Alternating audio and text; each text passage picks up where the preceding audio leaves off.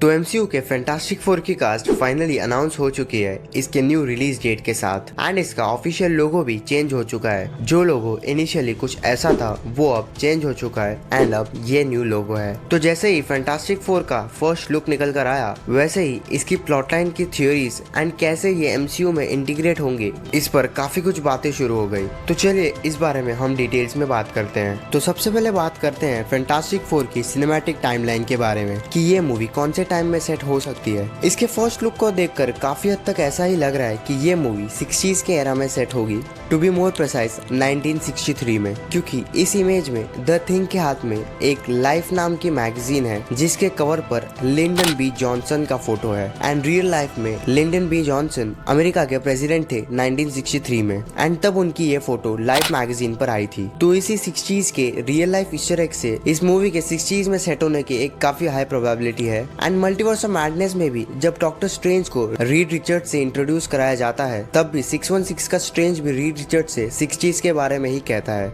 Richards of the Fantastic Four.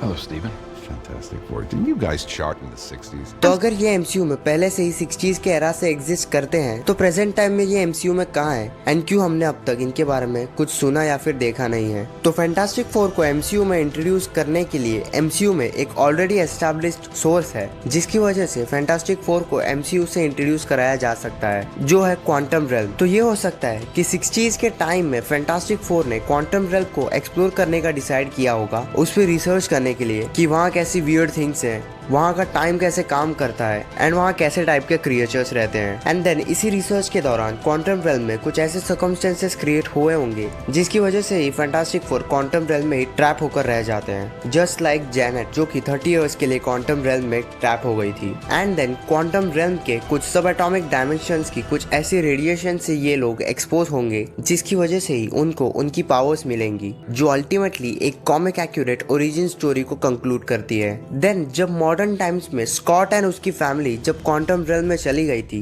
And जो भी quantum anyway के इवेंट्स हुए उसके बाद हो सकता है फैंटास्टिक फोर को क्वांटम रेल्म से निकलने का एक रास्ता मिलेगा एंड ऐसे ही हम फैंटास्टिक फोर को एमसीयू में इंटीग्रेट होते हुए देख सकते हैं। एंड ऐसा भी कहा जा रहा है कि रीड रिचर्ड्स हैंक पिम के प्रोफेसर होंगे। जब रीड रिचर्ड्स ने क्वांटम रेल्म में जाने के लिए कुछ ऐसी टेक्नोलॉजी बनाई होगी, उसी टेक्नोलॉजी की मदद से हैंक पिम ने अपनी स्मॉल लाइट अपने पिम पार्टिकल्स डेवलप किए होंगे जिससे इंसान श्रिंक हो सकता है या फिर बड़ा हो सकता है। And captain America the first Avenger में भी जो स्टार्क एक्सपो दिखाया गया था वहाँ पर एक ह्यूमन फिगर को दिखाया गया था एक बड़े रेड कलर के सूट में, जिसे एमसीयू में सिंथेटिक मैन करके एड्रेस किया गया है। एंड इस पर ऐसे असम्पशंस है कि ये ह्यूमन टॉर्च का रेफरेंस था क्योंकि वो रेड सूट कॉमिक से थोड़ा बहुत मैच होता है, लेकिन ये असम्पशंस काफी हद तक गलत है क्योंकि एक्सपो 1943 में हुआ था and upcoming fantastic four movie reported 1960s में बेस्ड हो सकती है एंड हो सकता है तब उनके पास उनकी पावर्स नहीं होंगी। तो ये ह्यूमन टॉर्च वाला एंगल किस बेसिस पर ऐड किया जा सकता है, आपको क्या लगता है हमें कमेंट्स में जरूर बताइए। एंड फैंटास्टिक फोर के एमसीयू में आने की एक और पॉसिबिलिटी भी है कि डेडपूल एंड वुल्वरीन में कुछ ऐसे इवेंट्स होंगे जिसमें दो यूनिवर्स कोलाइड होंगे,